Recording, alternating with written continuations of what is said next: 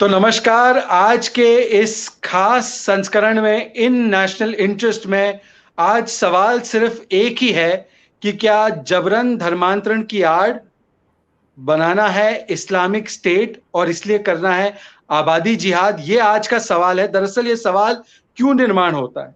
ये सवाल इसलिए निर्माण होता है क्योंकि उत्तर प्रदेश में बहुत बड़े पैमाने पर यूपी एटीएस ने भांडाफोड़ किया है कि किस तरीके से मूक बधिर बच्चों का, गरीब तबके के घर के बच्चों का, 1500 से ज्यादा बच्चों का जबरन धर्मांतरण कराने के पीछे एक पूरा गैंग काम कर रहा था और किस तरीके से उनका नेटवर्क 24 प्रदेशों में फैला हुआ है। पाकिस्तान के आईएसआई से उनके लिंक है, फंडिंग विदेश से आ रही है और ज्यादा पूछताछ करने पर आज जानकारी ये भी मिली है कि कोडवर्ड्स के भी इस्तेमाल किए जा रहे थे मौलाना उमर गौतम और मुफ्ती काजमी द्वारा और उनके पूरे गैंग के द्वारा। अब इसमें कई सारी गिरफ्तारियां भी हो चुकी है और आज ईडी ने छापेमारी भी की है। इस पूरे मामले पर राष्ट्रीय दृष्टिकोण से बात रखने के लिए मेरे साथ दो खास मेहमान जुड़ चुके हैं। मेरे साथ है भारतीय जनता पार्टी के वरिष्ठ प्रवक्ता, जाने माने चेहरे और सुप्रीम कोर्ट के वरिष्ठ अधिवक्ता गौरव भाटिया जी, और मेरे साथ है भारतीय जनता पार्टी के नेशनल सेक्रेटरी सुनील देवधर। उनको शायद ये अच्छा नहीं लगेगा पर जितना एक्सपीरियंस उनका आसाम, नॉर्थ ईस्ट और बाकी नॉर्थ ईस्ट के प्रदेशों का है, शायद ही किसी और भारतीय जनता पार्टी के कार्यकर्ताओं में से किसी का होगा। और इसीलिए वहां की जो एक्सपीरियंस है और आंध्र की एक्सपीरियंस, क्योंकि आंध्र के वो इंचार्ज है, तो वहां पर किस तरीके से कन्वर्जन माफिया और कन्वर्जन रैकेट काम कर रहा है उस पर भी वो चर्चा करेंगे। पर सबसे पहला सवाल गौरव भाटिया, क्योंकि आप उत्तर प्रदेश से भी हैं, तो कहा यह जा रहा है कि भारतीय जनता पार्टी, आप, योगी आदित्यनाथ जी, सुनील देवधर जी, सब मिलकर आप लोग सांप्रदायिकरण कर रहे हैं क्योंकि यूपी चुनाव पास आ रहे हैं। ये तो बेचारे आर्टिकल 25 के तहत अगर धर्म का प्रचार प्रसार कर रहे हैं तो गौरव भाटिया को क्यों इतना दुख दर्द हो रहा है? शहजाद जी, पहले तो धन्यवाद कि इतने बेहतरीन शीर्षक वाले कार्यक्रम में आपने इतने बेहतरीन मुद्दे पे मुझे आमंत्रित किया है, और वो भी सुनील देवधर जी जैसे व्यक्तित्व के सामने जो कि खुद में बहुत जमीनी पकड़ रखते हैं, संविधान के ज्ञाता हैं। और आज का विषय वाकई खास है और ये एक ऐसा प्लेटफॉर्म है जहां पे खुल के चर्चा हो सकती है उन विषयों की जो बड़े सरसरी तरीके से डिबेट्स में, जिसकी चर्चा तो होती है बट आप कोई निष्कर्ष पे नहीं पहुंच पाते।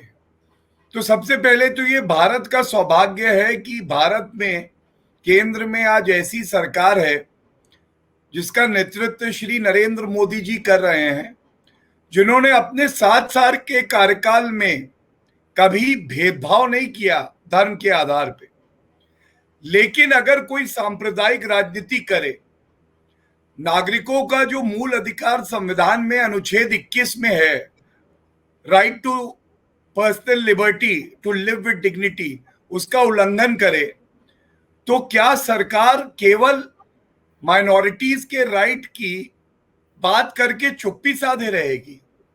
क्या एक नागरिक का हक दूसरे नागरिक से ज्यादा है?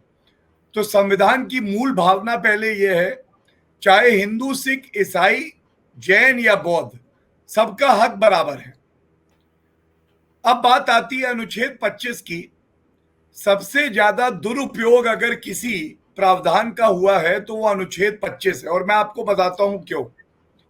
आप अपने धर्म को सम्मान दे सकते हैं, पालन कर सकते हैं, उसके बारे में चर्चा भी कर सकते हैं, लेकिन जबरन धर्मांतरण कराना, किसी को धमका के, बहला फुसला के, प्रलोभन दे के, ये अनुच्छेद 25 में आपका मूल अधिकार है ही नहीं।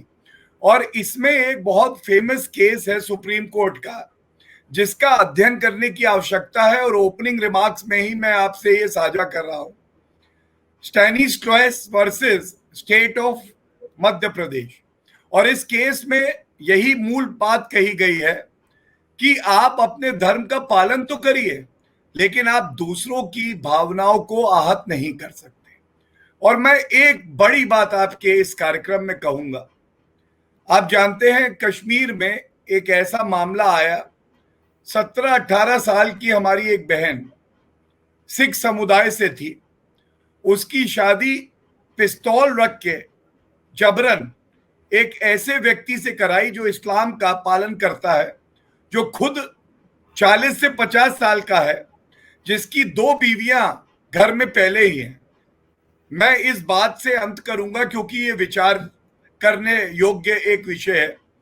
क्या हम अपनी बेटी, अपनी बहन को किसी ऐसे व्यक्ति के साथ निकाह शादी करवाएंगे जिसकी 2 बीवियां पहले से हों, जबरन धर्मांतरण हो, और 18 साल की लड़की और 40 और 45-50 साल का मर्द? मैं समझता हूं ये अपने आप में दिखाता है क्यों जो कानून उत्तर प्रदेश में, जो कानून गुजरात, मध्य प्रदेश में लागू हुआ और जिसका सो कॉल्ड सेक्युलर लॉबी ने विरोध किया, क्यों आवश्यक था हमारे समाज के लिए। और इसके अलावा एक बिंदु बस और उजागर कर दूं, राष्ट्र सुरक्षा से बढ़ के कुछ हो नहीं सकता है।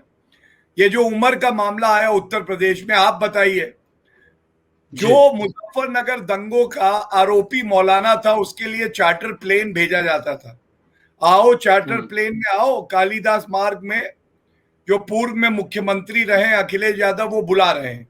क्या किसी ने सोचा था कि इस तरह की इच्छा शक्ति मुख्यमंत्री दिखाएंगे? योगी आदित्यनाथ जी ने करके दिखाया। इसको कुछ लोग कहेंगे कि माइनॉरिटीज को प्रताड़ित किया जा रहा है, लेकिन कानून का पालन बराबर से होना चाहिए। और ये जो विदेशी फंडिंग आ रही है, अगर राष्ट्र सुरक्षित नहीं रहेगा ना तो कोई नागरिक सुरक्षित नहीं रहेगा। जो विपक्ष की भूमिका निभा रहे हैं वो भी तभी तक निभा पाएंगे जब तक कि ये राष्ट्र सुरक्षित है। गौरव जी, आपने 2 महत्वपूर्ण बातें की जो मैं सुनील जी के पास ले जाना चाहता हूं। गौरव जी ने बोला कि जब कार्रवाई की जाती है इन मामलों पर इच्छा शक्ति दिखाते हुए, तो कुछ सेकुलर लॉबी के लोग बोलते हैं कि माइनॉरिटीज को प्रताड़ित किया जा रहा है। अब सुनील जी, जो केस गौरव जी ने जिक्र किया जम्मू कश्मीर का, वहां पर तो सिख बंधुओं को या सिख परिवारों को प्रताड़ित किया जा रहा था, वो भी माइनॉरिटी है। केरल का मैं एक बार उदाहरण देना चाहता हूं, वहां पर एक टी गिलबर्ट नाम के लेफ्ट पार्टी के कार्यकर्ता है जिन्होंने ये आरोप लगाया कि मेरे साथ जबरन धर्मांतरण किया गया, मेरी बीवी के साथ, बच्चे के साथ। और जब उसने आवाज उठाई तो लेफ्ट पार्टियों ने उसको निकाल दिया और हाईकोर्ट ने उसके मामले का संज्ञान लिया। तो मेरा सवाल आपसे यह है कि एक माइनॉरिटी भी तो प्रताड़ित हो रही है, चाहे सिख माइनॉरिटी हो, क्रिश्चियन माइनॉरिटी हो, तो इनके लिए सेकुलर लॉबी का दिल क्यों नहीं धड़कता? और दूसरी बात मेरा आपसे ये पूछना है कि ये पहली बार थोड़ी है कि ऐसे कानून आ रहे हैं। इन कानूनों को आपने पहले भी कई रूपों में और राज्यों में देखा होगा। तो पहले जब ये कानून थे वो कानून सेकुलर थे और ये योगी वाला कानून कॉम्युनल है, इसका क्या लॉजिक है? शहजाद जी, एक तो बहुत मौलिक जानकारी हमें गौरव जी ने दी, जो आप स्वयं संविधान के अच्छे ज्ञाता है, एक रेप्यूटेड वकील है। लेकिन मैं एक बात आपको बेसिक बताना चाहता हूं कि हमारे भारत की प्रवृत्ति नहीं है किसी दूसरे धर्म की निंदा करना। भारत में कोई भी माँ अपने बेटे को कभी किसी दूसरे धर्म के साथ अपने पूजा पद्धति की तुलना करके ये नहीं कहती कि तुम्हारा जो है सब श्रेष्ठ है और दूसरे का बाजा है, फालतू है, उसको छोड़ दो। और हमारा देश पहले से इस बात को मानते आया है कि एकम सत बहुधा विप्रा वदंती, सत्य एक है, उसकी व्याख्या अलग अलग लोग अलग अलग पद्धति से कर सकते हैं। आकाशात पतितम तोयम यथा गच्छति सागरम सर्वदेव नमस्कारम केशवम प्रति गच्छति का अर्थ यही होता है कि जिस तरह से आसमान से पानी गिरता है, अलग अलग नदियों में, अलग अलग झरनों में वो चला जाता है, तालाबों में चला जाता है, अंततोगत्वा वो जाकर एक ही समुंदर को जाकर प्राप्त होता है। उस तरह से आप किसी भी नाम से पुकारो, ईश्वर एक है। आपको आपके ईश्वर की इबादत करने का पूरा हक है, मुझे मेरे ईश्वर की पूजा करने का पूरा हक है। भारतीय संविधान भी यही कहता है। लेकिन किसी को भी ये कहना कि तुम्हारा भगवान भगवान नहीं है, तुम्हारा भगवान शैतान है और इसलिए तुम उस शैतान को छोड़ो और मेरे भगवान के पास आ जाओ, ये पाप है और ये कानूनन अपराध है। और इसलिए दुर्भाग्य से ईसाईयत और क्रिश्चियनिटी, ये दो ऐसी पूजा पद्धतियां हैं कि हो सकता है कि उनके पैगंबरों ने कभी ये नहीं कहा कि आप दूसरे को कन्वर्ट करो, लेकिन जिनको अपनी एक जमाने में सत्ता की भूख थी, जैसे डेफिनेटली यूरोपियन कंट्रीज को उनका कॉलोनियलिज्म जो था कि उनकी कॉलोनीज उनको बनानी थी, इसलिए उन्होंने दुनिया में जहां जहां गए उन्होंने चर्च का उपयोग सेना की तौर पर किया। महात्मा गांधी जी ने भी चर्च को एक सेना की तरह ही देखा। उन्होंने कहा ये कन्वर्जन करते, इसके साथ मैं बिल्कुल सहमत नहीं हूं, ये गलत है, और कन्वर्जन के वो घोर विरोधक थे। तो इस तरह से ये दो पूजा पद्धतियों ने भारत के अंदर जब आए, तब उन्होंने देखा कि यहाँ तो उनके अकल्पनीय था कि इस तरह से सभी को रिस्पेक्ट देकर सबको एक साथ लेकर चलने वाला, वो इमेजिन नहीं कर सकते थे। वो उनके चश्मे से इस देश को देखते थे और हिंदुस्तान के लोग अपने चश्मे से उनको देखते थे। वो लोग मानते थे हिंदुस्तान के लोग जैसे हमें बाकी सभी वैसे है, और इसलिए ये एक ओनली और ऑल्सो की लड़ाई इस देश में चालू हो गई। हम बोलते थे कि जीसस ऑल्सो, अल्लाह ऑल्सो, राम ऑल्सो, और दुनिया भर के जो भगवान है वो भी सभी है, और ये बोलते थे नहीं, ओनली जीसस, ओनली अल्लाह। अभी इसका राजनीतिज्ञों ने लाभ उठाना चालू किया, ये बहुत बड़ा पाप है। और जब कांग्रेस को तो कुछ बोलने का अधिकार ही नहीं है, आपने बिल्कुल सही कहा कि ये एंटी कन्वर्जन लॉ जो है, जो योगी लाना चाहते थे, ये कोई पहली बार लाया हुआ नहीं है।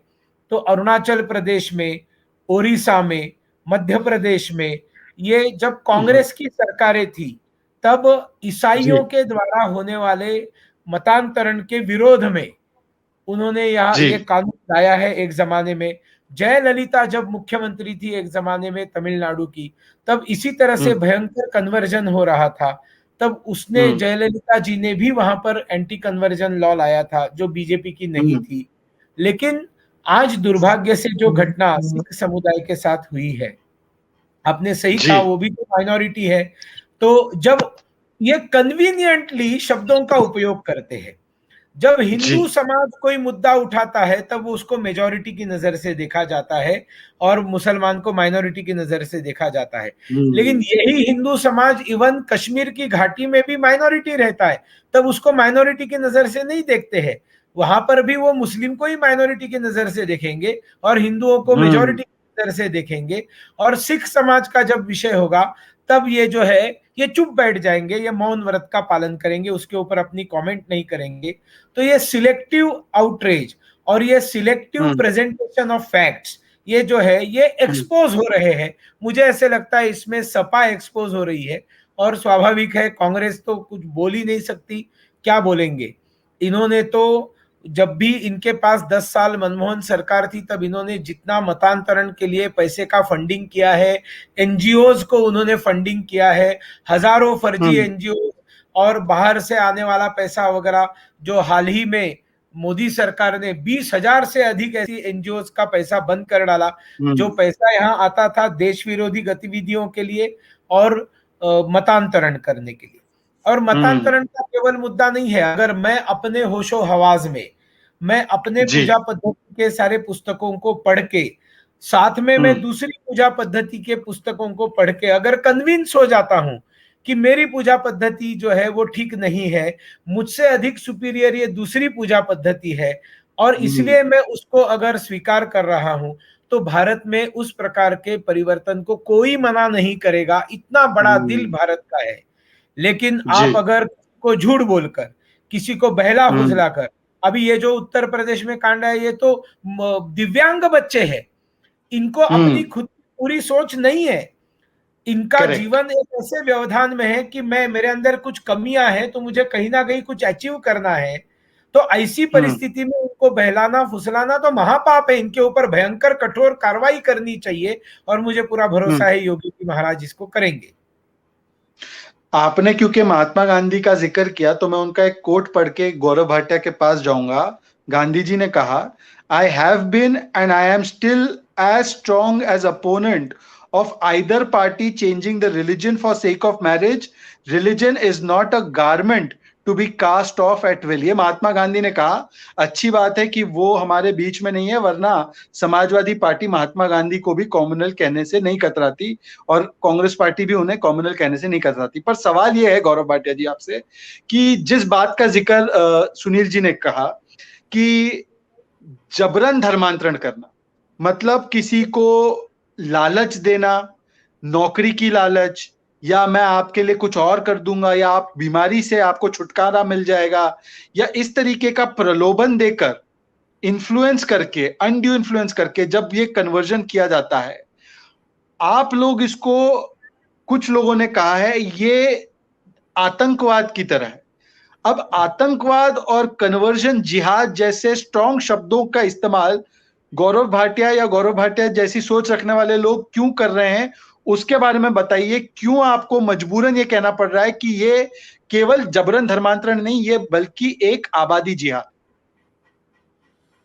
देखिए शहजाद जी, हमारे यहाँ कानून और संविधान का राज है और राजनीति ओछी हल्की करना या सांप्रदायिक करना बड़ा आसान है, लेकिन जो फौजदारी का एक ऑफेंस होगा, क्रिमिनल ऑफेंस, उसमें सजा तभी हो सकती है जब वो क्लियरली डिफाइंड हो। इस कानून की जरूरत क्यों पड़ी मैं आपको बताता हूं। अगर आप पूरा इंडियन पीनल कोड देखें तो जिन शब्दों का यह प्रयोग किया गया है, प्रलोभन, प्रपीड़न, बल, कपटपूर्ण साधन से, इससे अगर आप किसी का धर्म परिवर्तन कराते हैं तो यह अपराध है। जब आप डिफाइन ही नहीं करेंगे तो कोर्ट में आप कैसे साबित करेंगे कि किसी व्यक्ति ने ये काम किया है और उसे सजा होनी चाहिए? इसीलिए कानून की आवश्यकता पड़ी। दूसरी बात, ये बात आपसे कोई नहीं बताएगा कि भारतीय जनता पार्टी की आस्था संविधान में कितनी मजबूती से है कि ना इस कानून में कहीं लव जिहाद की बात लिखी है, परिभाषित किया है, और ये धर्म तटस्थ है। तो उदाहरण के लिए मैं कहता हूं कि अगर, वैसे तो हिंदू सबसे ज्यादा सहिष्णु है, ये सच्चाई है, लेकिन मानिए हिंदू एक किसी और धर्म का कोई व्यक्ति है, उसका प्रलोभन देके, डरा के धर्म परिवर्तन कर देता है, तो क्या ये कानून उस पर लागू नहीं होगा? बिल्कुल लागू होगा। जब हिंदू समाज को कोई परेशानी नहीं, जब सिख समाज को परेशानी नहीं, तो एक धर्म विशेष क्यों है जिसको परेशानी हो? अगर आप गलत करते नहीं है शहजाद जी, तो आपको उस कानून से दिक्कत क्यों होगी? और दूसरी बात, मैं कहता हूं आप कश्मीर का ही उदाहरण देखिए। माइनॉरिटी सिख समुदाय है, वो समुदाय है जिसने देश को हमेशा दिया है, देश के लिए बलिदान भी दिया है और उन्होंने जान भी दी है। वो 2% होके कभी नहीं कहते कि हम माइनॉरिटी में हैं, हमारा जो है भेदभाव हो रहा है या हमें डराया जा रहा है। और हमारे मुसलमान भाई समाज का अभिन्न अंग है, ये 13% है। अब्दुल कलाम साहब से लेके अब्दुल हमीद जी तक हर भारतीय को इन पे गर्व है। तो ये विक्टिम कार्ड, माइनॉरिटी मुस्लिम को प्रताड़ित किया जा रहा है, ये क्यों? विदेशी चैनल, विदेशी अखबार प्रोपेगेंडा करेंगे। और मुझे एक चीज का बहुत दर्द है, मैं आपको सच बताऊं, लोगों का ये कहना है कि भारतीय जनता पार्टी केवल ज्यादा प्राथमिकता हिंदू समाज को देती है। भारतीय जनता पार्टी श्री नरेंद्र मोदी जी के नेतृत्व में, चाहे हिंदू हो, सिख, ईसाई हो, जैन हो, मुस्लिम हो, बौद्ध हो, सबको बराबर से ऐसा हक देती है जिससे कि वो अपने जीवन को बेहतर बना पाए। और मैं भारतीय जनता पार्टी का राष्ट्र प्रवक्ता हूं, सुनील जी भाई मेरे यहां बैठे हैं। अगर मुसलमान बच्चा मूक बधिर होता या दिव्यांग होता और कोई भी समाज का व्यक्ति उसके साथ इस तरह से करता, मैं सच बता रहा हूं, भारतीय जनता पार्टी पहली पार्टी होती कि उस आदमी को जेल की सलाखों के पीछे डाल देती। मैं खुद खड़ा होता, सुनील जी खड़े होते, आप खड़े होते। ये बात है कि हमारे बच्चे, हमारे जो दिव्यांग हैं, स्पेशली एबल्ड हैं, इनको हम कितना मजबूत कर सकते हैं। और जब इसको आप हिंदू मुस्लिम बना देते हैं, सिख मुस्लिम बना देते हैं, तो जो उद्देश्य है कि भारत एक परिवार है, उससे हम लोग भटक जाते हैं। सुनील जी, एक चीज अगर आपने नोटिस की हो कि किसी भी देश में बहुसंख्यक समाज जो होता है, वो अगर ऐतराज करे कि ये जो रिलीजियस कन्वर्जन वाले कानून है, एंटी कन्वर्जन कानून, ये मत लाइए, तो समझ में भी आता है, क्योंकि उनकी मंशा ये है कि चलो माइनॉरिटी को बदल दो। जैसे पाकिस्तान में मेजॉरिटी ये विरोध करेगी क्योंकि उनको वहां की माइनॉरिटी को कन्वर्ट करना है। भारत एक लौता ऐसा देश है जहां पर मेजॉरिटी को कोई दिक्कत नहीं कि एंटी कन्वर्जन लॉ आया, पर माइनॉरिटी को बहुत दिक्कत होती है कि ये एंटी कन्वर्जन लॉ क्यों ला रहे हैं। आप इसमें जब जवाब देंगे तो नॉर्थ ईस्ट और आंध्रा में भी किस तरीके से एक और माइनॉरिटी कन्वर्जन के इस पूरे विवाद में लगी हुई है, उसके बारे में भी प्रकाश डाल। देखिए, ये जो मैंने फिर एक बार मैं बताता हूँ कि ये दो पूजा पद्धतियां प्रोसेलिटाइजिंग पूजा पद्धतियां है, ये बताने में मुझे कोई हिचकिचाहट नहीं है। और इस देश का बहुसंख्यांक समाज ये नॉन प्रोसेलिटाइजिंग है। हमारे सामने कभी ये लक्ष्य ही नहीं रहा कि हम सारी दुनिया को हिंदू बना देंगे। हमने क्या कहा था हमारे देश में? हमने कहा था कि अयम निजः परो वेति धारणाम लघुचेतसाम उदार चरिता नाम तु वसुधैव कुटुंबकम। ये मेरा है, ये तेरा है, ये छोटे मन की भावना है, ये सारा विश्व एक परिवार है। ये उदार चरित का, एक बड़े हृदय का एक परिचायक होता है। हमने कभी दुनिया को हिंदू बनाने का सोचा नहीं था। कृण्वन्तो विश्वम आर्यम कहा तो हम सारी दुनिया को आर्य बनाएंगे, मतलब वो आर्य में कन्वर्ट करने की बात नहीं थी। आर्य का मतलब श्रेष्ठ था। हमें ज्ञान मिल गया, हम ज्ञानी हो गए। अब हम जैसे श्रेष्ठ बने, उस तरह से ये गुजर गवार जो बैठे हुए हैं, पेड़ों के ऊपर बैठे हुए हैं, उनको संस्कृति नहीं है, परंपरा नहीं है, उनको जाकर हम ज्ञान देंगे, हम उनको श्रेष्ठ बनाएंगे। यहाँ कहीं कन्वर्जन पूजा पद्धति का विषय नहीं था। अब जब नॉर्थ ईस्ट और आंध्र प्रदेश की आप बात करते हो, तो इसमें एक तो पहले से होने वाला क्रिश्चियनाइजेशन तो है ही, लेकिन आपको मैं बहुत चौंकाने वाले फैक्ट्स, गौरव भाई आपको भी कई चीजें इनमें से पता नहीं होगी। नागालैंड में एक जनजाति है, सेमा जनजाति है, लगभग 17 जनजातियां हैं नागालैंड में, उसमें एक सेमा जनजाति है। ये सेमा जनजाति में लगभग 90% 99% ईसाई हो चुके थे, लेकिन बांग्लादेश से जो घुसपैठिए वहां आना शुरू हुए और उन्होंने वहां जाकर एक तरीका अपनाया कि वहां महिलाओं से शादी करो, और महिलाओं से शादी करके जब मुस्लिम और ईसाई ये दोनों के अंदर अगर शादी होती है, इंटर रिलीजियस मैरिज होता है, तो डेफिनेटली उसमें मुसलमान जो है भारी पड़ता है, और वो जो ईसाई लड़की है उसको मुसलमान बना लेता है।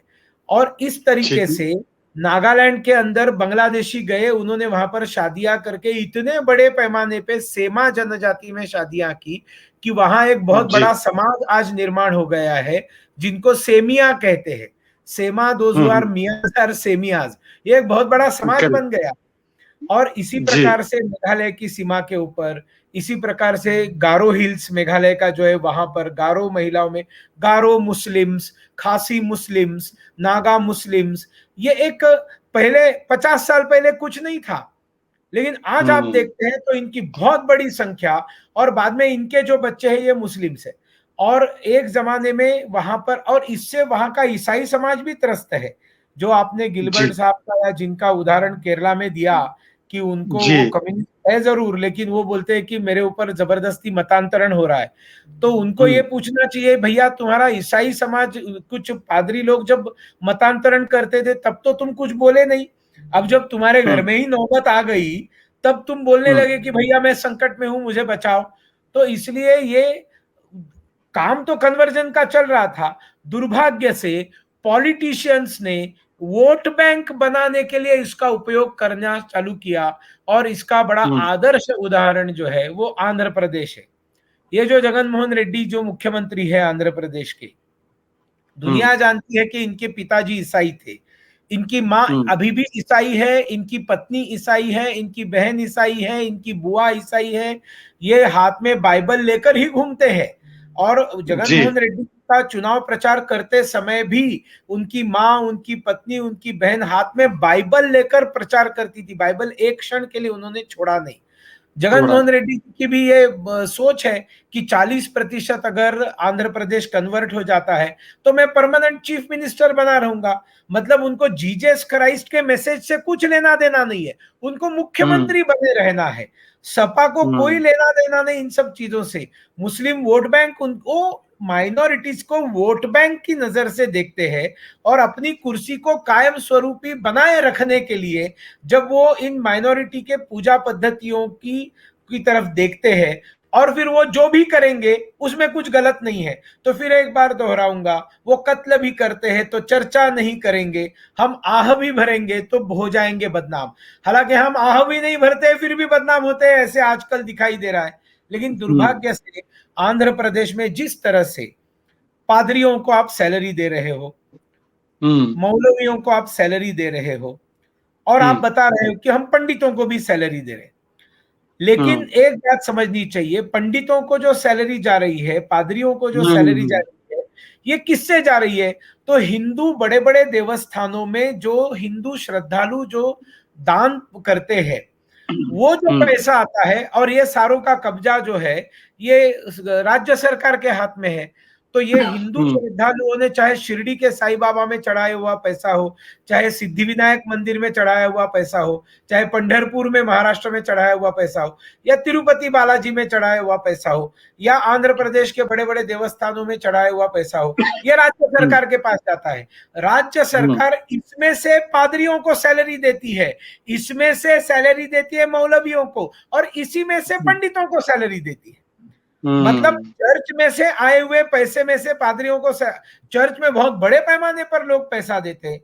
मुस्लिम लोग जो है अपने पूजा पद्धति के लिए, मस्जिदों के लिए, मदरसाओं के लिए बहुत बड़े पैमाने पर चंदा देते हैं, लेकिन उसमें से राज्य सरकारें खर्चा नहीं कर रही है। यहां पर ऑब्जेक्शन जो है उठाने की बात आती है।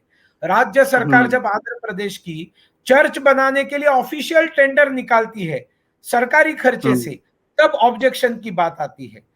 पादरियों को सैलरी देने की बात आती है, और वो भी जो नंबर मालूम नहीं है कितने पादरी है आंध्र प्रदेश में, तो वाईएसआरसीपी कांग्रेस के वो विलेज वॉलंटियर्स, पेड वॉलंटियर्स को बताएंगे कि आपके एरिया में कितने पादरी है, वो ढूंढो, पास्टर्स को ढूंढो, उनकी लिस्ट हमको दे दो, डीएम को दे दो। अब ये जाएंगे और देखेंगे एक गांव में कोई नहीं है पास्टर, तो किसी भी युवा को पकड़ेंगे, बोलेंगे अरे तू अगर पास्टर बनता है तेरा नाम हम दे देते, तुमको 5,000 सैलरी मिलेगी। अब वो बोलेगा ठीक है 5,000 मिल रहा है, मेरे को पास्टर बना दो। और पास्टर बनाएगा तो हिंदू है, प्रामाणिक है, तो थोड़ा बहुत तो प्रीचिंग का काम करेगा ना। वो 10 साल में उसको पता भी नहीं चलेगा कब वो ईसाई बन गया, और पता ही नहीं चलेगा उसने कितने लोगों को ईसाई बनाया। तो ये बहुत बड़ा पाप है। और इस तरह से किसी भी, जैसे ठीक बताया संविधान में गौरव भाई आपने जो कहा कि बल से, जबरदस्ती से, प्रलोभन से, किसी को एल्योर करके, किसी को संकट में लाकर इस तरह से किसी को उसका पूजा पद्धति छोड़ने के लिए बताना, ये गैर कानूनी है और इसके खिलाफ सारे देश ने खड़ा रहना चाहिए। बिल्कुल एकदम सही बताया कि अगर किसी भी मुसलमान को, किसी भी मुसलमान और वो भी दिव्यांग को, अगर इस तरह से कोई बरगला कर, बहला फुसला कर अगर उसको कोई हिंदू बनाने की कोशिश करेगा तो वो हिंदू समाज को स्वीकार्य नहीं है। हमारा देश, हमारी संस्कृति, हमारी परंपरा इस प्रकार की पार्शियलिटी, इस प्रकार का पाप करने की कभी अनुमति नहीं देती है। और उसी परंपरा से प्रधानमंत्री नरेंद्र मोदी जी बने हैं, और इसलिए उन्होंने हिंदुत्व को बहुत सुंदर शब्द में कॉइन किया है, सबका साथ, सबका विकास, सबका विश्वास is nothing other than Hindutva, जो हमारे पुरखों ने हमें बताया हुआ है। तो इसलिए उन्होंने जितनी भी गरीब कल्याण की योजनाएं की है ये सभी को मिली है, ये सभी को मिली है। और मुस्लिम महिलाओं को न्याय देने का काम भी मोदी जी ने किया है, जो इन सब ढोंगियों ने, पापियों ने, दुष्टों ने, भ्रष्टाचारियों ने नहीं किया है। पर गौरव जी, एक चीज मुझे समझ में नहीं आई कि जब इस पूरे प्रकरण का जो तार है वो पाकिस्तान की आईएसआई के साथ जुड़ रहा है, विदेशी फंडिंग की बात हो रही है, और इस तरीके से कई सारे जो पीड़ित परिवार है वो सामने आए हैं कि कैसे मुकबधीर बच्चों को, महिलाओं को झांसा देकर कन्वर्ट किया गया, और आप देख सकते हैं कि किस साजिश के साथ उनको कन्वर्ट किया गया, किस तरीके के साथ उनको कन्वर्ट किया गया। तो अब भी कुछ तथाकथित सेक्युलर पार्टियां जो है वो इस विषय में जैसे खुलकर स्टैंड लेती हैं, अखलाक की लिंचिंग पर, पहलू खान की लिंचिंग पर, बाकी मामलों पर, जय श्री राम को युद्धघोष बोलने में उनको संकोच नहीं होता। पाकिस्तान द्वारा संचालित इस रिलीजियस कन्वर्जन रैकेट पर बोलने में क्यों दिक्कत हो रही है कुछ लोगों को? देखिए, बेहतरीन सवाल है और यही मैं अगला बिंदु उठाना चाहता था। गलत को गलत नहीं कहेंगे तो आप जिंदा नहीं हैं शहजाद जी, आप सांस ले रहे हैं। आज आपके मंच पे हमने कहा कि अगर कोई गलत करता है तो वो अपराधी है, अगर कोई हमारे देश की अखंडता को खंडित करता है और आतंकवादी गतिविधियों में लिप्त है तो वो आतंकवादी है। हम तो उसका धर्म नहीं देखेंगे, वो कोई भी हो। तो जब ये सिख मामला आया और इस बच्ची के साथ धर्मांतरण किया गया, मैं आप ही की बात को आगे बढ़ाते हुए कहता हूं, राहुल गांधी जी, सोनिया गांधी जी, कांग्रेस, प्रियंका वाड्रा गांधी, अखिलेश यादव, ममता बनर्जी, ओवैसी कहां हैं? मौलाना मौलवी कहां हैं? कौन से बिल में छुप गए? इसका मतलब क्या है? इसका मतलब यह है कि ये बच्ची क्योंकि सिख समाज से है इसलिए हम चुप रहेंगे, क्योंकि हमारी प्रतिबद्धता और लॉयल्टी हमारे धर्म से है। जबकि होना क्या चाहिए मैं आपको बताऊं, ये भारतीय बच्ची है, हमारी वफादारी हमारी भारतीय बच्ची के साथ है। जो अपराधी है उसको दंडित किया जाए, हम पुरजोर तरीके से साथ खड़े होंगे। ये स्टैंड होना चाहिए जो भारतीय जनता पार्टी लेती है।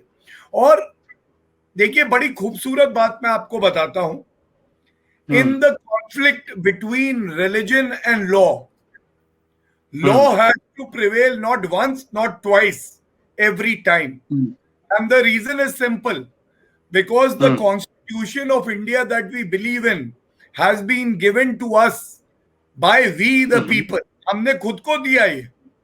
और अगर दोनों में कॉन्फ्लिक्ट है, और कॉन्फ्लिक्ट के दो उदाहरण मैं आपको देता हूं, एक पुराना और एक अभी। जब शाह बानो का केस आया, हमारा क्रिमिनल प्रोसीजर कोड कहता है कि महिला को मेंटेनेंस दिया जाएगा।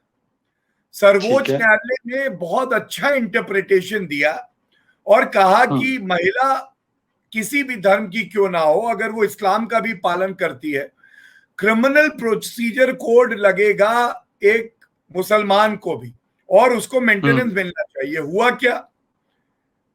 क्योंकि मौलाना और मुफ्ती कांग्रेस पे हावी हो गए, एक कानून लाके उसको पलट दिया गया।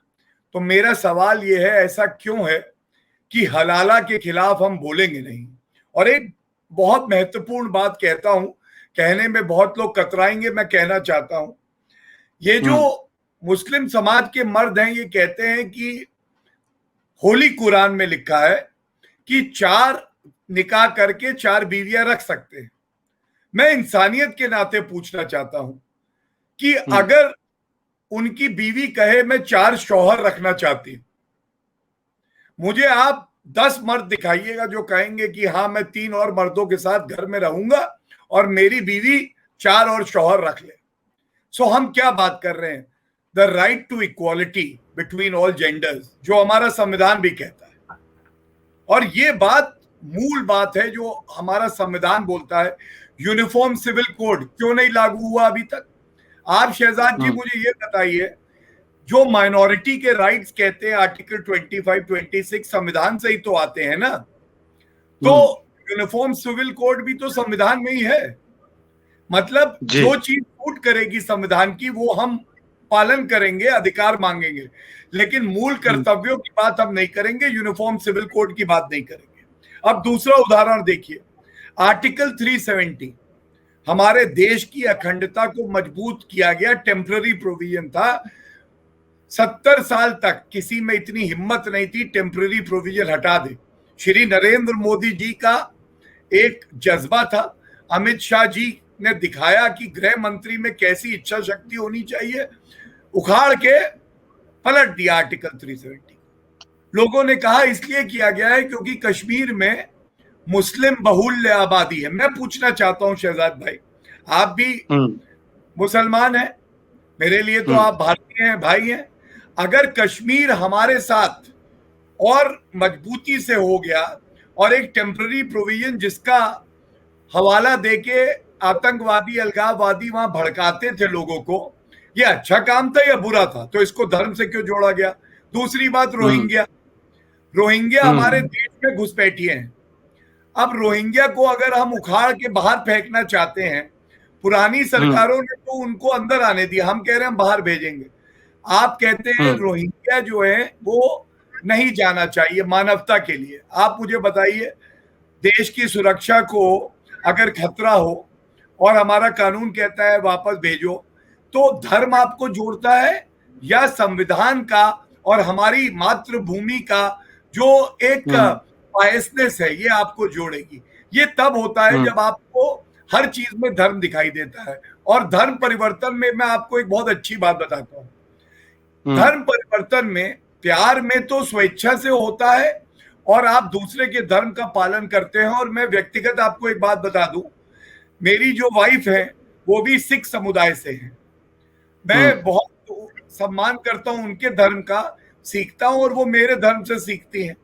लेकिन आप ये बताइए कि अगर प्यार आप करते हैं, स्पेशल मैरिज एक्ट में है, आप बिना धर्म परिवर्तन करवाए शादी कर सकते हैं, फिर आप क्यों सूरह 2 आयत 221 होली कुरान की कहती है कि पहले धर्म परिवर्तन करा दो, क्योंकि जो मूर्ति पूजन करेंगी स्त्रियां वो इस लायक नहीं है कि उनसे निकाह किया जाए।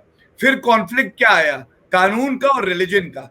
अब ये भारतीयों को तय करना होगा, किसी भी धर्म के क्यों ना हो, कि वो कानून का ज्यादा पालन करेंगे या वो तवज्जो देंगे धर्म की उन पंक्तियों को जो आज आधुनिक समाज में हमारे देश को भी कमजोर करती है, समाज को भी कमजोर करती है और रिश्तों को भी कमजोर करती है।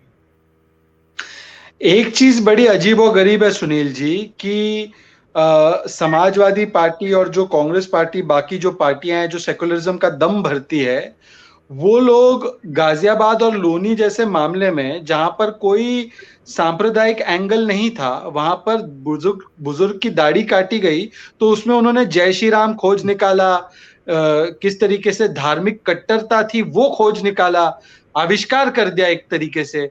परंतु जिस धर्मांतरण में पाकिस्तान द्वारा भेजा जा रहा धार्मिक कट्टरता है, उसको इस्लामिक बिगटरी कहने तक में मैंने अभी तक नहीं सुना। और जबकि यहाँ पे एक विक्टिम का नाम मैं आपको बताऊंगा तो आप चौंक जाएंगे। एक मनु यादव को मनन बनाया है, मनु यादव मनन बना है, पर इनको इस्लामिक बिगटरी नहीं दिख रही। क्यों नहीं दिख रही?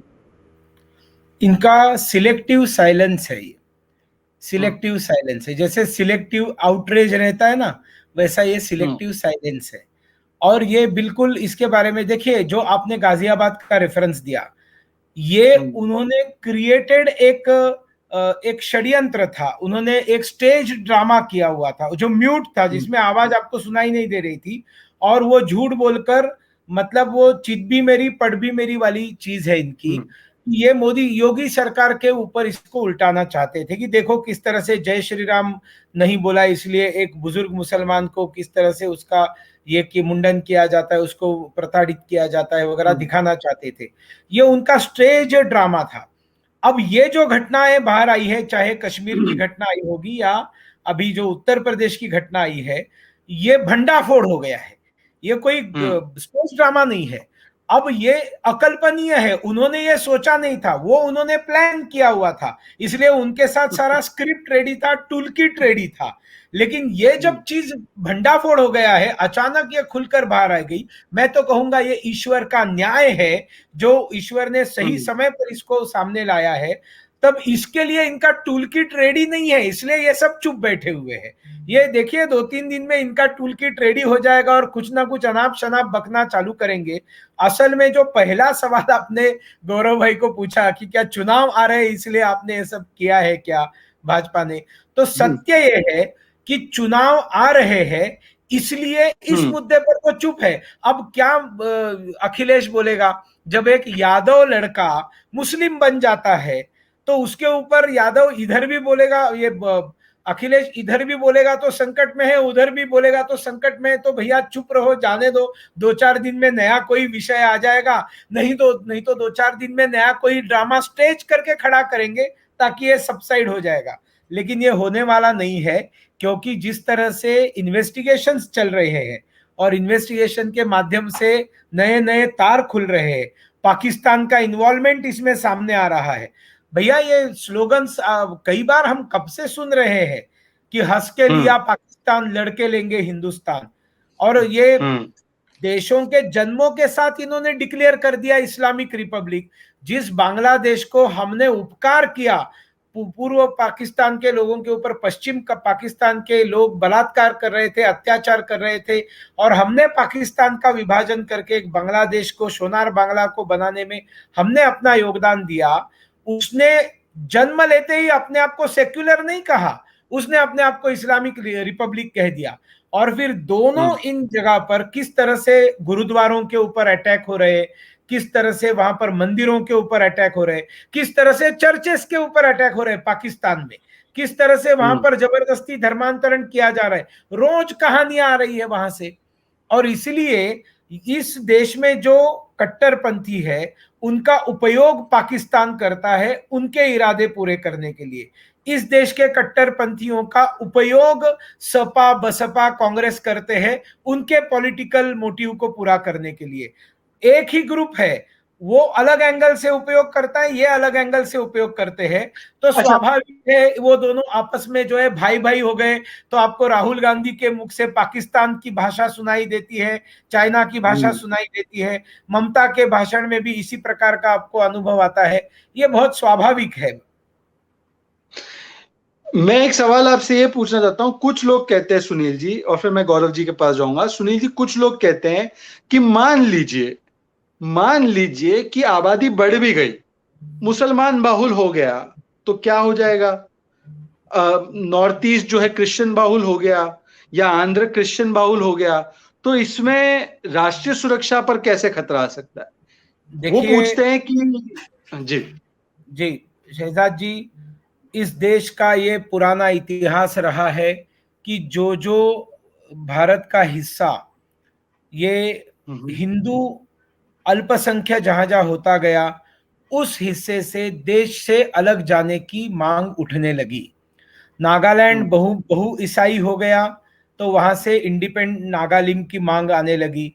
जैसे मेघालय बहुल ईसाई हो गया, stop treating us like an Indian colony, we are Khasis by blood and Indians by accident, and Indian dogs get lost. ये तो वॉल राइटिंग मैंने अपनी आंखों से देखे जब मैं 1991 में मेघालय में संघ के प्रचारक के नाते गया।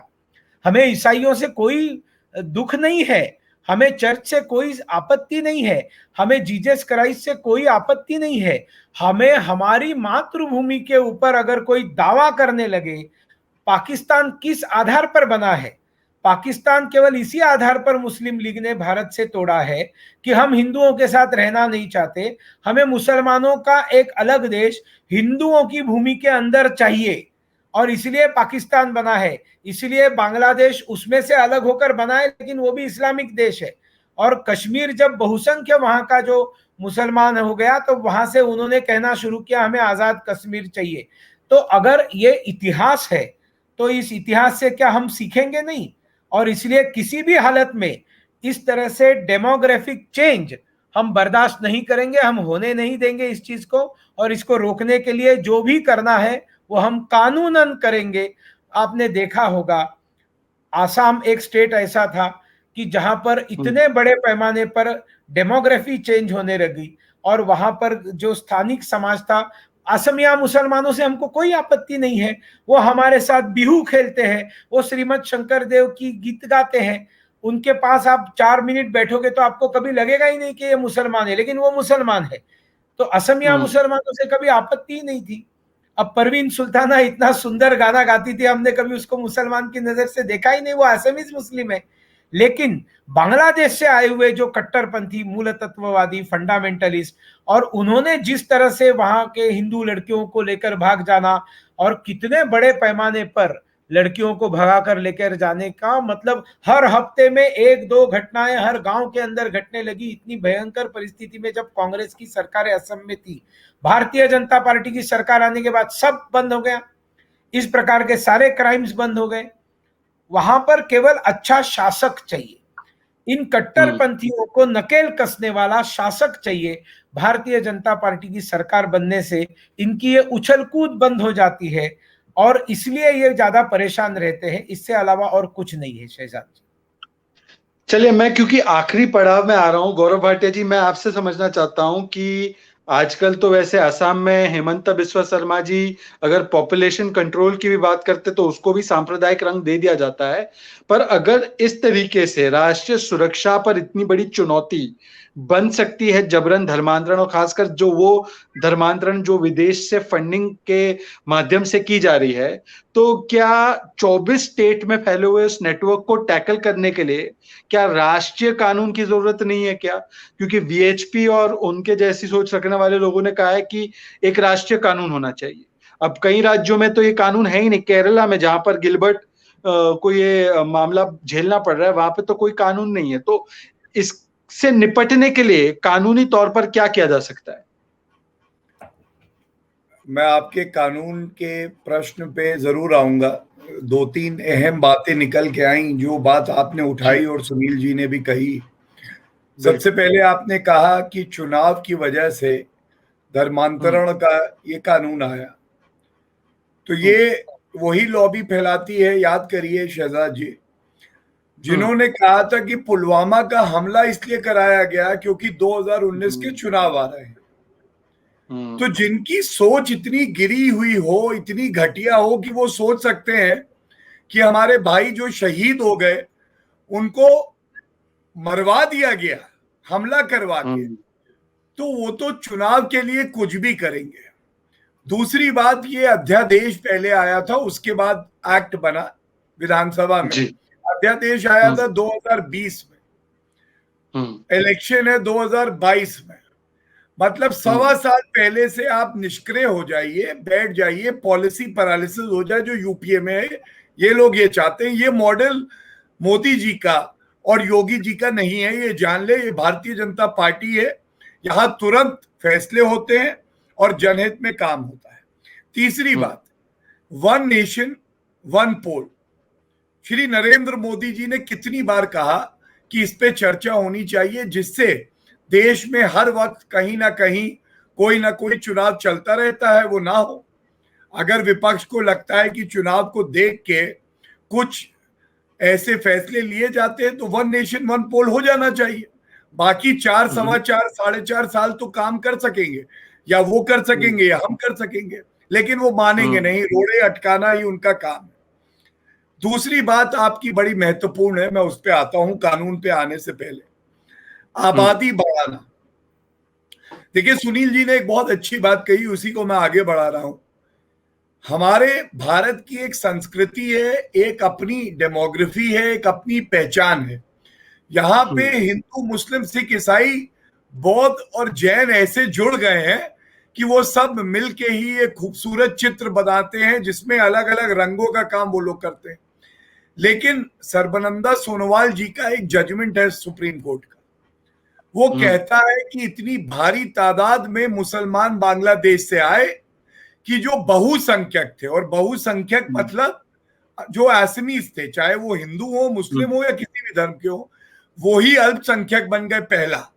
दूसरा, जो उनकी सांस्कृतिक विरासत थी वो खत्म हो रही थी इनकी वजह से। तीसरा, इनके लिंक आईसिस से थे, तो राष्ट्र की सुरक्षा के लिए खतरा। चौथा, जो रोजगार लोकल्स को मिलने थे, ये कम आय में या भत्ते पे काम करने के लिए तैयार हो गए अपने पैर जमाने के लिए, तो रोजगार गया हमारे लोकल्स का।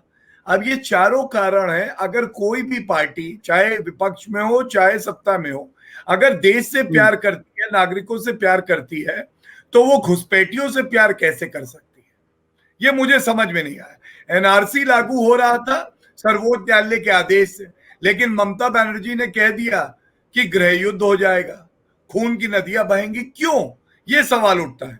तीसरी बात आती है, देखिए, आबादी पे जो भारत के मुसलमान हैं, वो इतने बड़े राष्ट्रभक्त हैं कि मेरी उनसे एक नागरिक होने के नाते एक अपील भी है। ऐसा क्यों है कि पूरे विश्व में 55 इस्लामिक देश हैं, और जहां पे मुसलमान आबादी बहुसंख्यक हो जाती है, वहां जबरन धर्म परिवर्तन और इस्लामिक मुल्क बना देती है, थियोक्रेटिक नेशन बना देती है।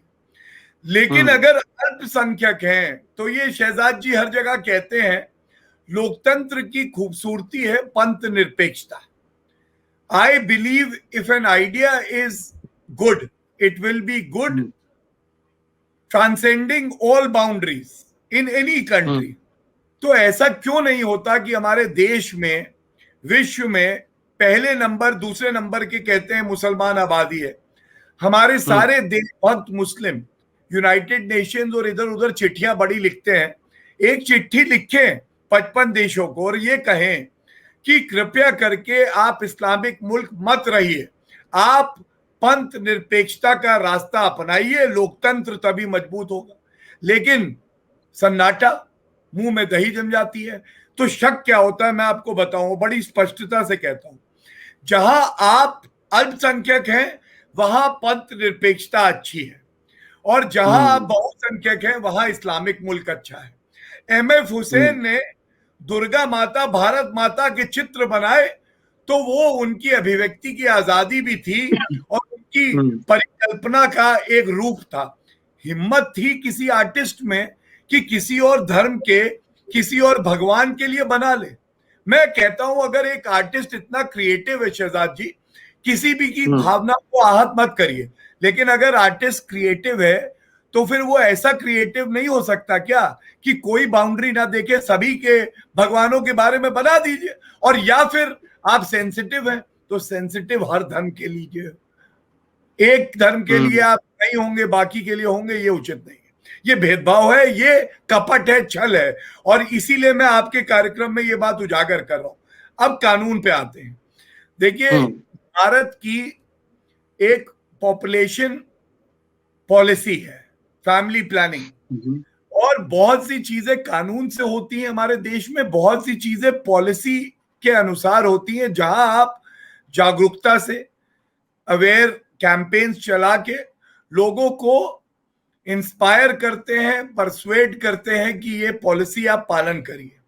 लेकिन कई बार अगर पॉलिसी से काम नहीं चलता है तो कानून भी आता है जी। मुझे डर तब होता है जब कुछ लोग हैं, और मैं समझता हूं वो भारत का नुकसान कर रहे हैं, जब वो अपने धर्म के लोगों से ये नहीं कहते कि तुम बच्चे पैदा करो, उनमें इतनी काबिलियत पैदा कर दो कि वो IPS IAS बने, वो देश का राष्ट्रपति और प्रधानमंत्री बने, बट वो कहते हैं खूब बच्चे पैदा करो, इतने बच्चे पैदा कर दो कि हम बहुसंख्यक हो जाए।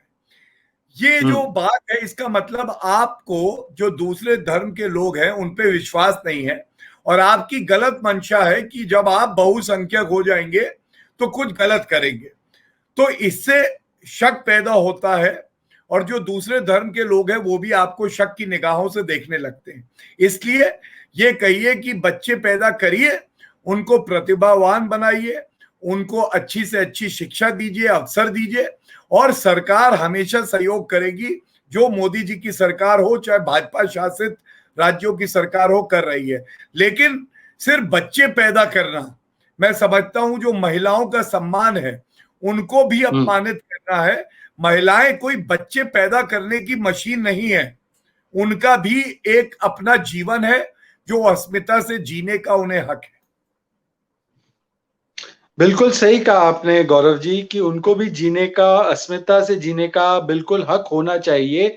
मैं एक और सवाल आपसे पूछना चाहता हूं और फिर आखिरी में मैं सुनील जी के पास जाऊंगा कि क्या इस पूरे मामले में जिस तरीके से अब विपक्षी पार्टियां बढ़ रही हैं, क्या ऐसी राजनीति अगर इसमें की जाएगी जिसमें कि वोट बैंक और तुष्टीकरण के चलते, ये डिस्टॉर्टेड सेकुलरिज्म के चलते इस तरीके की साजिश का बचाव किया जाएगा, तो फिर इसके दुष्परिणाम क्या हो सकते हैं पूरे देश के लिए?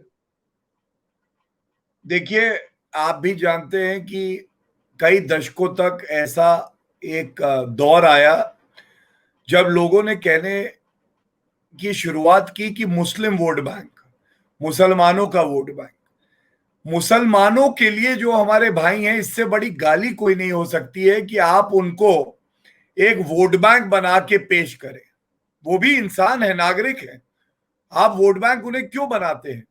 और मोदी जी ने ये साबित किया कि गुजरात मॉडल के तौर पे अगर आप विकास करेंगे, अगर आप जनता से संपर्क साधेंगे, अगर आप भारत को मजबूत बनाएंगे, अगर हर नागरिक का जीवन सुधरेगा, तो अपने आप, चाहे वो हिंदू हो, चाहे सिख हो, ईसाई हो, मुसलमान हो, जैन हो, बौद्ध हो, सबका जीवन सुधरेगा। और मोदी जी से मुझे याद है एक पत्रकार ने पूछा कि आप मुस्लिमों के लिए क्या करते हैं। उन्होंने कहा मैं मुस्लिमों के लिए नहीं, मैं हर देशवासी के लिए करता हूं, और जब हर देशवासी के लिए करता हूं तो उसमें मुसलमान भी आते हैं। ये सोच आपको बहुत कम नेताओं में मिलेगी। और तुष्टीकरण की राजनीति जिसने जिसने करी उसका बेड़ा गर्क हो गया। आप देख लीजिए कांग्रेस आज कहां है।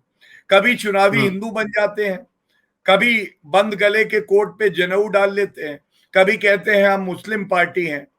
ये आप ज्यादा देर तक छल कपट की राजनीति नहीं कर सकते। और समाजवादी पार्टी का उदाहरण या ममता बनर्जी का उदाहरण, ये this politics Shahzad ji is very short lived. If you really want to be etched in the history with golden alphabets, you have to believe in the politics of development, of equality, and you have to abide by the constitution of our country.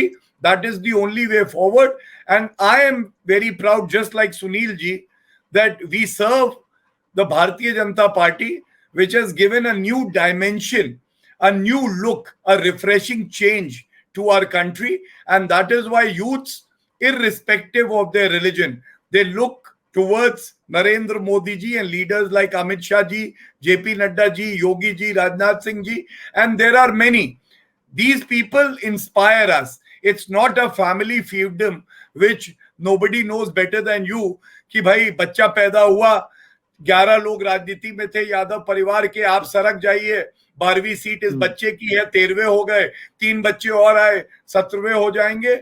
ये नहीं होना चाहिए। योग्यता, निष्ठा, काबिलियत, ईमानदारी, इन मापदंड पे नेता आगे बढ़े तभी देश मजबूत हो सकता है। बिल्कुल, आपने बिल्कुल सही कहा गौरव भाटिया जी। और मैं एक और सवाल आपसे लूंगा और फिर सुनील जी के पास आखिरी में चला जाऊंगा, क्योंकि सुनील जी हमारे साथ जुड़ भी रहे हैं फिर से एक बार, शायद नेट कनेक्शन में थोड़ी सी दिक्कत हो रही है।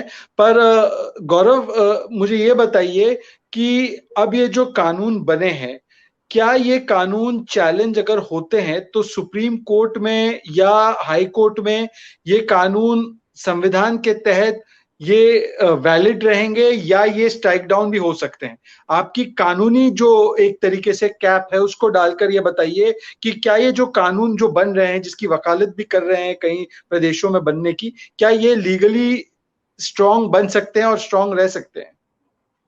देखिए, मैंने अध्ययन किया है उत्तर प्रदेश के कानून का, मध्य प्रदेश के कानून का, और जो मेरी विधिक समझ है, मैं आपको एक बात बता दूं, मुझे पूरी उम्मीद है कि चाहे वो सर्वोच्च न्यायालय हो या उच्च न्यायालय हो, इनको बिल्कुल संवैधानिक पाएगा, न्याय संगत पाएगा। और उसकी एक वजह है, आर्टिकल 14 जो है उसमें कोई भेदभाव नहीं होगा। लेकिन उसमें एक बात सर्वोच्च न्यायालय ने और कही है कि रीजनेबल क्लासिफिकेशन करा जा सकता है। अगर आप कोई ऑब्जेक्टिव अचीव करना चाहते हैं और सिमिलरली सिचुएटेड लोग हैं और उनको आप एक अलग क्लास में रख के करते हैं, तो उसको भेदभाव नहीं माना जाएगा। और चाहे सीएए हो, चाहे वो धर्म परिवर्तन का कानून हो, लोग ये बात भूल जाते हैं। मैं सीएए की बात के आपको 2 बिंदु बताता हूं, बड़े आवश्यक है कि एक नागरिक का हक क्या होगा और एक गैर नागरिक का क्या होगा, ये संविधान बताता है। तो आप मुझे बताइए कि लोग कहते हैं मुसलमानों की नागरिकता छिन जाएगी, किसी एक भी भारतीय नागरिक की नागरिकता क्या छिनी? नहीं छिनी। दूसरी बात, क्या जो हमारे भारतीय हैं, चाहे मुसलमान हो, सिख हो, ईसाई, हिंदू हो, उनके साथ भेदभाव हुआ? नहीं। जो प्रताड़ित हैं बांग्लादेश में, अफगानिस्तान में, पाकिस्तान में, उनको यहां सिटीजनशिप देने की बात हुई, तो नागरिकों से तो भेदभाव हुआ ही नहीं। तो इसलिए ये आर्टिकल 14 का वायलेशन हो नहीं सकता। और इसी तरह से जब एक कानून बनाया गया धर्म परिवर्तन का, तो आप कैसे कहेंगे भेदभाव हो रहा है? क्योंकि वो मैंने पहले ही बताया वो धर्म तटस्थ है। अगर कोई भी व्यक्ति हो, वो अगर जबरन धर्मांतरण कराएगा या वो डरा के कराएगा, तो उसका धर्म कोई हो या पीड़िता का धर्म कोई हो, सजा बराबर है। तो मेरी को ये विश्वास है कि जब न्यायपालिका इस मामले को सुनेगी तो जीत सत्य की होगी, जीत संविधान की होगी। और जो ईमानदारी से इन कानूनों को केंद्र सरकार लाई है, सीए के अमेंडमेंट को, और इसको लाई है उत्तर प्रदेश की या मध्य प्रदेश की सरकारें, ये बिल्कुल संवैधानिक और न्याय संगत पाए जाएंगे। बहुत बहुत शुक्रिया सुनील जी। आपसे आखिरी एक कमेंट चाहता हूं मैं कि अब इस धर्मांतरण, जबरन धर्मांतरण का जो पूरा षड्यंत्र है, जिसमें कई सारे देश के जो दुश्मन है वो भी इसमें शामिल है, तो अब इससे निपटने के लिए राजनीतिक रूप से क्या करना पड़ेगा, जिससे कि आंध्र प्रदेश हो, नॉर्थ ईस्ट हो, उत्तर प्रदेश हो या देश के अलग हिस्से हो, वहां पर इस तरीके की राजनीति करने वाले लोगों को और इस तरीके की चीजों को समर्थन देने वाले लोगों को राजनीतिक रूप से पूरी तरह से परास्त किया जा सके? देखिए, मेरी दृष्टि से इसके ऊपर एक ही इलाज है, हमने पुरजोर तरीके से हमारी भूमिका समझानी चाहिए। इसके ऊपर हमारा विचार क्या है ये हमने समाज को समझाना चाहिए। जैसे अभी इस इन नेशनल इंटरेस्ट के कार्यक्रम में आज जितने बेहतरीन तरीके से गौरव जी आए और उन्होंने सारी ये बातें बताई, तो जो बैलेंस, क्योंकि आप जाएंगे टीवी चैनल्स के ऊपर तो आप गौरव जी अनुभव करते, आप अपना पक्ष रख ही नहीं सकते। किसी एक मुद्दे पर सामने वाला भिड़ जाता है और फिर उसी के ऊपर एक दूसरे के ऊपर छिटाकसी करते करते मुद्दा बहक जाता है और उनको वो जो एंकर रहता है उसको भी यही चाहिए रहता है। लेकिन आज यहाँ पर हम लोगों ने शांति से एक एक अपने पक्ष रखे, इस माध्यम से हम लाखों लोगों तक पहुंचे, अपना विचार पहुंचा।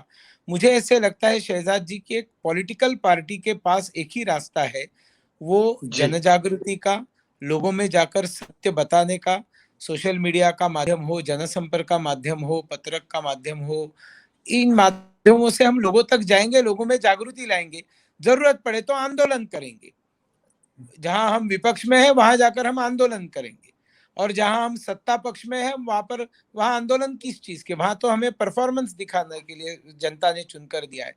और मुझे पूरा भरोसा है योगी सरकार इन चीजों से ठीक ढंग से निपट लेगी और उत्तर प्रदेश की जनता की संपूर्ण रक्षा, उनकी संस्कृति की, उनकी सभ्यता की, लॉ एंड ऑर्डर उनकी प्रायोरिटी दिखाई दे रही है। योगी सरकार ने अगर कुछ दिया है उत्तर प्रदेश को, सबसे पहला तोहफा अगर दिया है तो लॉ एंड ऑर्डर दिया है गए 5 साल में, और जो चीज दी है उसके ऊपर ही उल्टी चोट पहुंचाने का काम, ये उनकी नीति है कांग्रेस की, सपा की और विपक्ष की, कि उत्तर प्रदेश का लॉ एंड ऑर्डर खराब है। उत्तर प्रदेश का लॉ एंड ऑर्डर खराब है ऐसे कांग्रेस ने, सपा ने कहना, इसका मतलब उनके जो मंसूबे हैं वो पूरे नहीं हो रहे हैं, ये उसका मतलब है।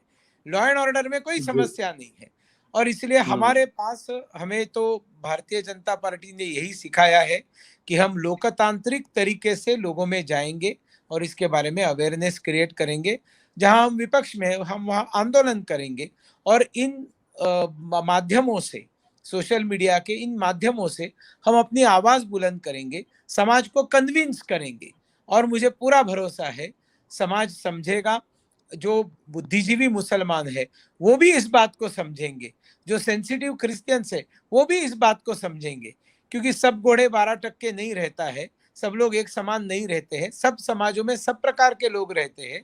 और मुझे पूरा भरोसा है कि नरेंद्र मोदी जी ने जिस ढंग से एक सरकार चलाकर दिखाया है जिसमें कोई भेदभाव नहीं है, कोई पार्शियलिटी नहीं है, और ये सबके लिए है। और इसके लिए कठोर, अगर वो हिंदुओं के खिलाफ कठोर बने, कुछ गलतियां हैं, अब जो चोर है जो पकड़े जा रहे वो सब हिंदू है ना, जो विदेशों में पैसा लेकर भाग गए, उनको कहाँ हमने छोड़ दिया है। तो इसलिए जो गलत है वो गलत है, गलत जो है भ्रष्टाचारी जो, उसका कोई धर्म नहीं होता, उसकी कोई पूजा पद्धति नहीं होती, और इस तरह से जीरो टॉलरेंस फॉर करप्शन की जिस तरह से नीति है उसमें कोई पूजा पद्धति तो देखी नहीं है। और इसीलिए हम लोगों को पूरा भरोसा है कि पार्टी अपना काम करेगी, जन जागृति का काम करेगी। और शहजाद जी, आपने हम लोगों को बुलाया और आप ये शो चलाते हैं, और जी हर बार कोई एक मुद्दा आप इसमें लाते हैं जिससे जन जागृति होती है, इसलिए मैं आपको भी बहुत बहुत धन्यवाद देता हूँ। और खास करके आज हमारे जो गेस्ट यहाँ पर आए, जो एक निहायत ही पॉपुलर स्पोक्स पर्सन है भारतीय जनता पार्टी के, और सामने वालों के जो है वो पसीने छूट जाते हैं इनके सामने तर्क देने में, खड़ा रहने में, और फिर अनाप शनाप बकना शुरू करते हैं। गौरव जी है, संबित पात्रा जी है, हमारे पास ऐसे लोग हैं कि जिनको सामने वाले डरते हैं। तो इसलिए ये चलता रहेगा कुछ दिन, चुनाव आने तक ये लोग गर्म रहेंगे। चुनाव जाने नहीं, के बाद थोड़े दिन वो विदेश की कुछ यात्रा लोग में चले जाएंगे। कुछ लोग कहते हैं कि वो नारी शक्ति है, मैं कहता हूँ गाली शक्ति है।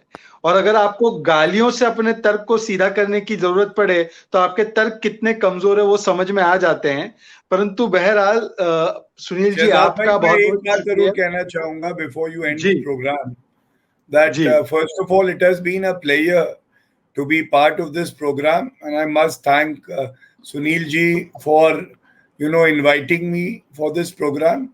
And एक बात बिल्कुल सच्चाई से कहूंगा, हजारों हजारों चर्चाओं में हम लोग भाग लेते हैं, लेकिन जी इतनी खूबसूरती से बातचीत करने का कोई मंच नहीं मिलता है।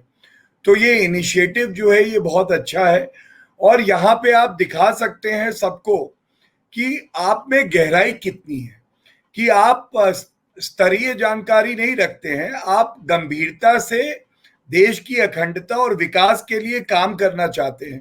और जहां तक गाली गलौज की बात है डिबेट में, तो मैं एक ही बात कहूंगा, करोड़ों करोड़ों भारतीयों के आज आदर्श श्री नरेंद्र मोदी जी हैं, और उनकी सबसे अच्छी जो सीख है कि दूसरे की लाइन मिटाने से बेहतर है कि अपनी लाइन को लंबा करते चलो। यही भारतीय जनता पार्टी सिखाती है, और जब अपनी लाइन लंबी हो जाती है तो कई लोग व्यस्त हो जाते हैं उसे मिटाने में, जिससे जो गलत लोग हैं वो बिजी हो जाते हैं, देश का तब भी भला होता है। So thank you so much for inviting me.